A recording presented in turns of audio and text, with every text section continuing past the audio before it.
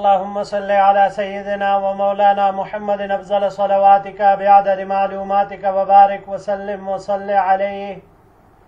بسم اللہ الرحمن الرحیم. عزیز طلباء کرام، امید ہے انشاءاللہ العزیز آپ سب خیر و عافیت کے ساتھ ہوں گے. جامع السنن الترمذی جلد ثانی کے ابواب الدعوات عن رسول اللہ صلی اللہ علیہ وسلم کے ایک اور باب ما جاء فی فضل لا حول ولا قوت الا باللہ، اور اس کے ساتھ مزید چند ابواب کے ساتھ اللہ جل شانہ کے فضل و کرم سے ایک مرتبہ پھر آپ حضرات کے خدمت میں حاضر ہونے کا موقع ملا. بحمد اللہ تعالی. عزیز طلباء کرام، آج ہمارا سبق نمبر 472 ہے، تو بڑھتے ہیں اپنے سبق کی طرف.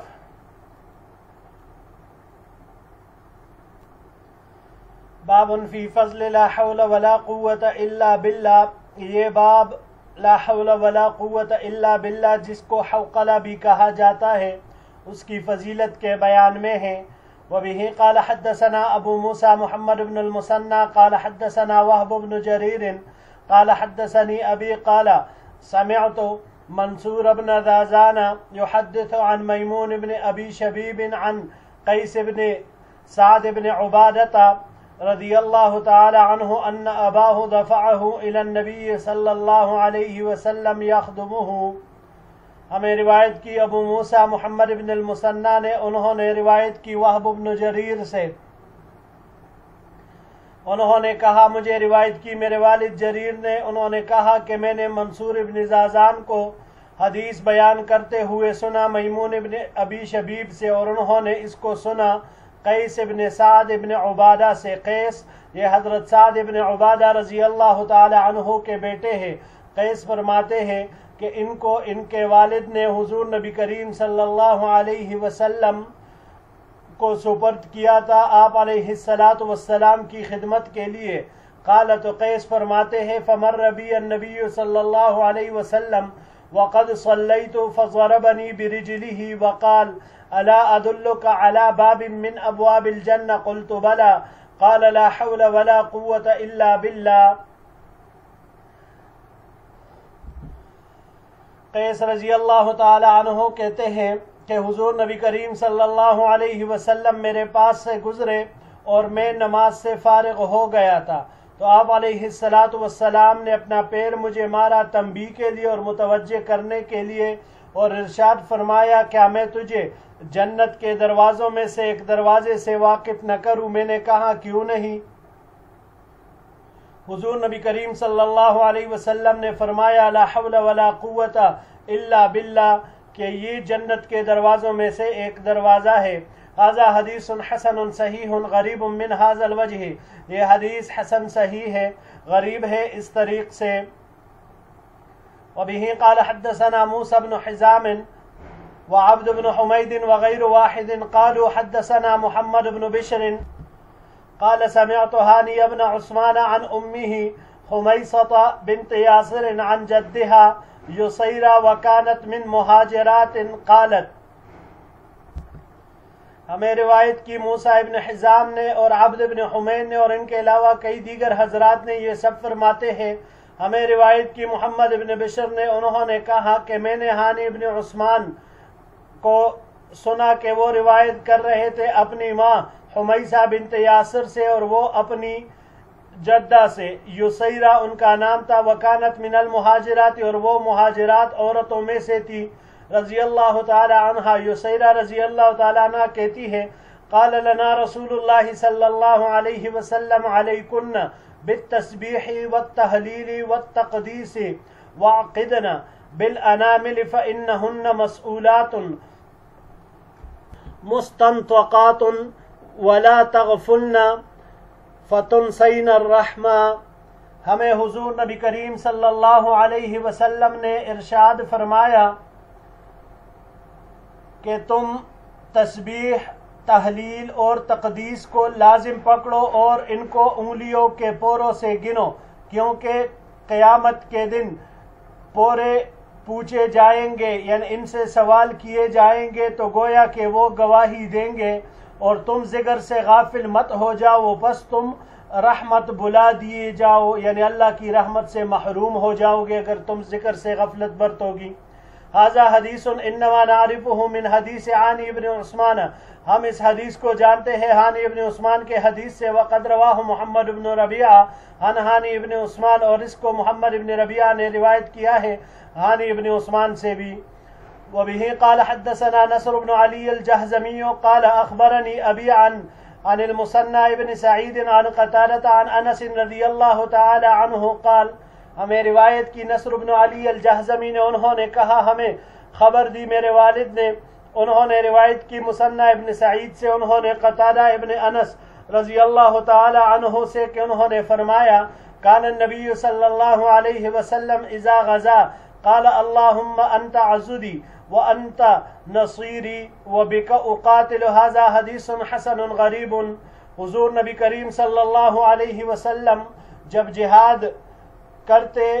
قتال کرتے، جہاد کے لیے جاتے تو یہ دعا پڑھتے، اے اللہ آپ میرا بازو ہے، وانت نصیری، اور آپ میرے مددگار ہیں، اور آپ ہی کی مدد سے میں جنگ کرتا ہوں۔ ھذا حدیث حسن غریب، یہ حدیث حسن غریب ہے۔ جی بڑھتے ہیں اگلے سلائیڈ کی طرف۔ وبه قال حدثنا ابو عمرو مسلم بن عمرو الحذاء المديني قال حدثني عبد الله بن نافع عن حماد بن ابي حميد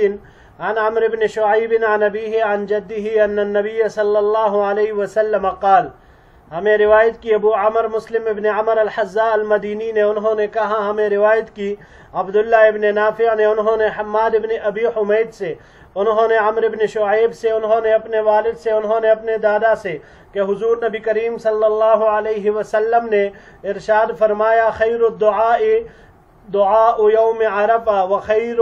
ما قلت انا والنبیون من قبلی لا الہ الا اللہ وحدہ لا شریک لہ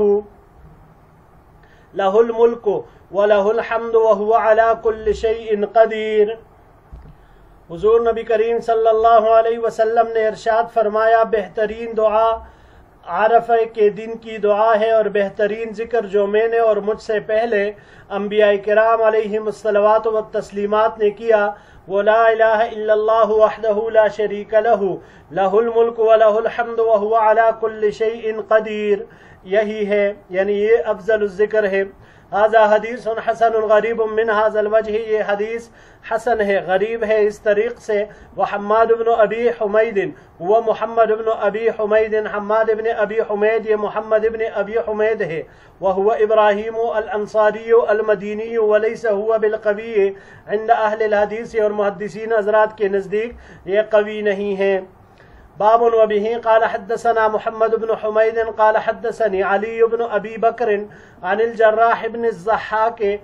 الكندي عن أبي شيبة عن عبد الله بن عكيم عن عمر بن الخطاب رضي الله تعالى عنه قال،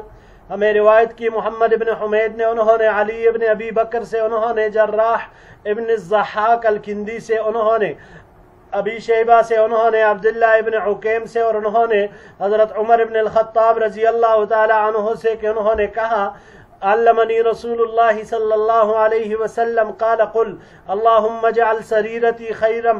من علانیتی واجعل علانیتی صالحتا اللہم انی اسألک من صالح ما تؤتی الناس من المال والاہل والولد غیر الضال ولا المضل۔ حضور نبی کریم صلی اللہ علیہ وسلم نے مجھے یہ دعا سکھلائی، اللہم اجعل سریرتی خیرا من علانیتی، اے اللہ میرے باطن کو میرے ظاہر سے بہتر بنا دے اور میرے ظاہر کو بھی نیک بنا دے۔ اے اللہ میں آپ سے درخواست کرتا ہوں، سوال کرتا ہوں ایسے اچھے مال، اہل اور اولاد کی جو آپ لوگوں کو دیتے ہیں، جو نہ گمراہ ہو اور نہ گمراہ کرنے والے ہو۔ ھذا حدیث غریب، یہ حدیث غریب ہے، لا نعرفہ الا من ھذا الوجہ، ہم اسے نہیں جانتے مگر اسی طریق سے، ولیس اسنادہ بالقوی، اور اس کی سند قوی نہیں ہے۔ اگلے سلائیڈ کی طرف بڑھتے ہیں جی. باب وبه قال حدثنا عقبة بن مكرم قال حدثنا سعيد بن سفيان الجحدري قال حدثنا عبد الله بن معدان قال أخبرني عاصم بن قليب الجرمي عن أبيه عن جده قال دخلت على النبي صلى الله عليه وسلم وهو يصلي. ہمیں روایت کی عقبہ ابن مکرم نے، انہوں نے سعید ابن سفیان الجحدری سے، انہوں نے عبداللہ ابن معدان سے، انہوں نے کہا کہ مجھے خبر دی عاصم ابن قلیب الجرمی نے، انہوں نے اپنے والد سے، انہوں نے اپنے دادا سے، انہوں نے کہا کہ میں حضور نبی کریم صلی اللہ علیہ وسلم کے پاس داخل ہوا اس حال میں کہ آپ علیہ السلام نماز پڑھ رہے تھے. وقد وضع يده اليسرى على فخذه اليسرى ووضع يده اليمنى على فخذه اليمنى وقبض أصابعه وبسط الصبابة وهو يقول يا مقلب القلوب ثبت قلبي على دينك. اور آپ علیہ السلام نے اپنا بایاں ہاتھ اپنی بائیں ران پر اور دایاں ہاتھ دائیں ران پر رکھا ہوا تھا اور انگلیاں بند کر رکھی تھی اور شہادت کی انگلی پھیلا رکھی تھی. آپ علیہ السلام کہہ رہے تھے، قاعدہ میں بیٹھے ہوئے آپ علیہ السلام کہہ رہے تھے، اے دلوں کے الٹنے پلٹنے والے، میرے دل کو اپنے دین پر مضبوط رکھ. ھذا حدیث غریب من ھذا الوجہ، یہ حدیث غریب ہے اس طریق سے. وبه قال حدثنا عبد الوارث بن عبد الصمد قال حدثني أبي قال حدثنا محمد بن سالم قال حدثنا ثابت البناني قال قال لي يا محمد إذا اشتكيت فضع يدك حيث تشتكي ثم قل. ہمیں روایت کی عبد الوارث ابن عبد الصمد نے، انہوں نے روایت کی اپنے والد عبد الصمد سے، انہوں نے محمد ابن سالم سے، انہوں نے کہا میں روایت کی ثابت البنانی نے، انہوں نے کہا کہ مجھے ثابت البنانی نے کہا یا محمد اذا اشتكيت فضع يدك حيث تشتكي ثم قل بسم الله اعوذ بعزة الله وقدرته من شر ما اجد من وجعي هذا ثم ارفع يدك ثم اعذ ذلك وترا فان انس بن مالك حدثني ان رسول الله صلى الله عليه وسلم حدثه بذلك. ثابت البنانی نے محمد ابن سالم کو کہا کہ محمد جب تم بیمار ہو جاؤ تو اپنا دایاں ہاتھ اس جگہ پر رکھو جہاں پر تکلیف، اور پھر یہ کلمہ پڑھو بسم اللہ اعوذ باللہ اعوذ بعزت اللہ وقدرته من شر ما اجد من وجعی ھذا. پھر اس کے بعد اپنا ہاتھ اٹھا لو اور اس کو لوٹاؤ، یعنی پھر دوبارہ ہاتھ رکھو اور پھر یہ کلمات دہراؤ تاک عدد میں 1 مرتبہ، 3 مرتبہ، 5 مرتبہ، 7 مرتبہ، 9 مرتبہ، جتنا چاہے جب تک شفا نہ ملے. کیونکہ حضرت انس بن مالک رضی اللہ تعالیٰ عنہ نے مجھے حدیث بیان کی کہ حضور نبی کریم صلی اللہ علیہ وسلم نے ان کو اسی طرح حدیث بیان کی تھی، یعنی یہ آپ علیہ السلام کا طریقہ تھا جو انہوں نے حضرت انس رضی اللہ تعالیٰ عنہ کو بیان کیا. انس رضی اللہ تعالیٰ عنہ نے اپنے شاگرد ثابت البنانی کو بیان کیا، ثابت البنانی نے اپنے شاگرد محمد ابن سالم کو بیان کیا. ھذا حدیث غریب من ھذا الوجہ، یہ حدیث غریب ہے اس طریق سے. وبه قال حدثنا حسين بن علي بن الأسود البغدادي قال حدثنا محمد بن فضيل عن عبد الرحمن بن إسحاق عن حفصة بنت أبي كثير عن أبيهما عن أبي كثير عن أم سلمة